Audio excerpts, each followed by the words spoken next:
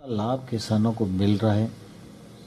MSP को 1.5 गुना करने का काम भी प्रधानमंत्री नरेंद्र मोदी जी के नेतृत्व में ही इस देश में संपन्न हुआ और आगे किसानी के क्षेत्र में आमूलचूल परिवर्तन आवे और किसान जिन कानूनी बंधनों में बंधा हुआ है वह मुक्त हो सके, किसान को उसके उत्पादन का वाजिब दाम मिल सके, किसान महंगी फसलों की ओर आकर्षित हो सके, वैश्विक मानकों के अनुसार खेती कर सके। इसलिए जहाँ कानून बनाने की आवश्यकता थी वहाँ कानून भी बनाए गए, जहाँ कानून में बदलाव की आवश्यकता थी वहाँ कानून में बदलाव भी किए गए। इसके पीछे भारत सरकार की और प्रधानमंत्री जी की बहुत साफ नीयत है। लेकिन मुझे दुख है कि कुछ किसान संगठन हैं जिसमें विशेष रूप से पंजाब के लोग ज़्यादा हैं, उन लोगों को इन कानूनों पर ऐतराज़ भी है और हमने उस ऐतराज़ का सम्मान करते हुए लोकतांत्रिक पद्धति से किसान संगठनों के साथ लगातार वार्ता भी की है। एक के बाद एक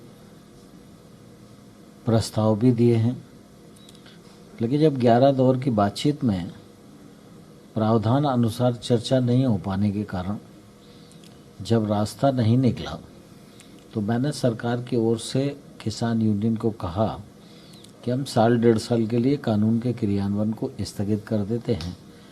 सुप्रीम कोर्ट ने यद्यपि कुछ समय के लिए स्थगित किया है तो हम सुप्रीम कोर्ट को ये रिक्वेस्ट करेंगे कि भाई थोड़ा और ज़्यादा समय दे दें और उस बीच में हम लोग बातचीत के माध्यम से कमेटी के द्वारा इसमें से रास्ता निकाल लेते हैं।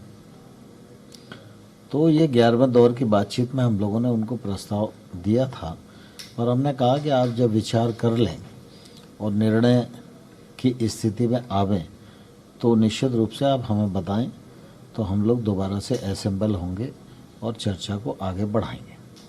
सर, मगर आप कह रहे हैं कि कुछ ऐसा किसान संगठन है जो किसानों का हित जिनके दिल में नहीं है और इसीलिए ये बातें सक्सेसफुल नहीं हो पाई है डायलॉग, तो ऐसे संगठनों को सरकार मान्यता क्यों दे रही है? क्योंकि आखिरकार आपको तो किसानों की वेलफेयर ही देखनी है।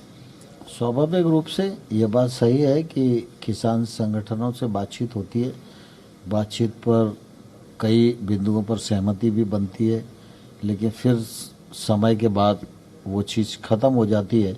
तो इससे लगता है कि कुछ ऐसी स्थितियां बनती हैं जो नहीं चाहती कि किसान के हित में कोई प्रस्ताव फलीभूत हो पाए। लेकिन मुझे अभी भी आशा है कि सकारात्मक दिशा में काम करने वाले और सोचने वाले संगठन आगे आएंगे और इस दिशा में आगे बढ़ेंगे और किसान के हित में सरकार पूरे खुले दिमाग से विचार करने के लिए तैयार है। सर, ये कानून पार्लियामेंट से पास हुए, प्रेसिडेंट ने इन्हें अप्रूव किया, तब जाकर लागू हुए। बात उठती है आपने 2 साल के 1.5 साल के लिए सस्पेंड करने के लिए भी प्रोविजन दिया। आपको लगता है बहुत सारे किसान ऐसे हैं जो आपके सपोर्ट में आए, जिन्होंने आपको चिट्ठी दी, सपोर्ट लेटर दी कि अगर ये नहीं इम्प्लीमेंट हुए हम धरने पर बैठेंगे।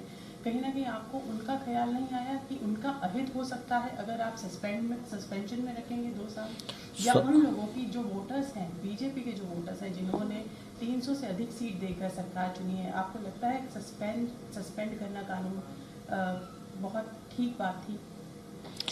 स्वाभाविक रूप से यह सही है कि देश का अधिकांश भाग और अधिकांश किसान कानूनों के पक्ष में खड़े हुए हैं, लेकिन ये भी उतना ही सही है कि कुछ मात्रा में किसान इसका विरोध भी कर रहे हैं। भारत सरकार किसानों के प्रति पूरी तरह संवेदनशील है, किसानों के हित में खुले मन से विचार करने के लिए हमेशा तैयार रहती है।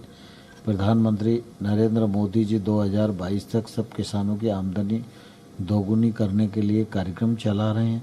आत्मनिर्भर की भारत की तैयारी देश में चल रही है, उसमें किसानों की भूमिका अत्यंत महत्वपूर्ण है।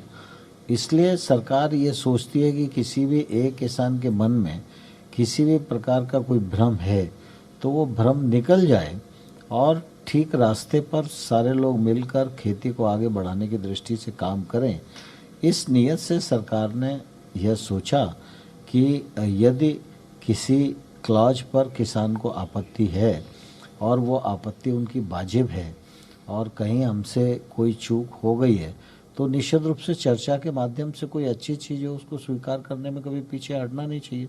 इसलिए सरकार ने अपनी तरफ से कदम बढ़ा के ऑफ़र दिया और मुझे लगता है कि आने वाले कल में रास्ते निकलेंगे और समाधान होगा।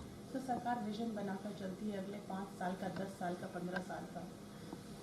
आपको लगता है कि जब ये किसान आंदोलन शुरू हुआ इसके लिए भी आपने कुछ तो सोचा होगा कैसे निपटा जाए, कैसे इसको संतुष्ट किया जाए लोगों को, और अगर असफल होती है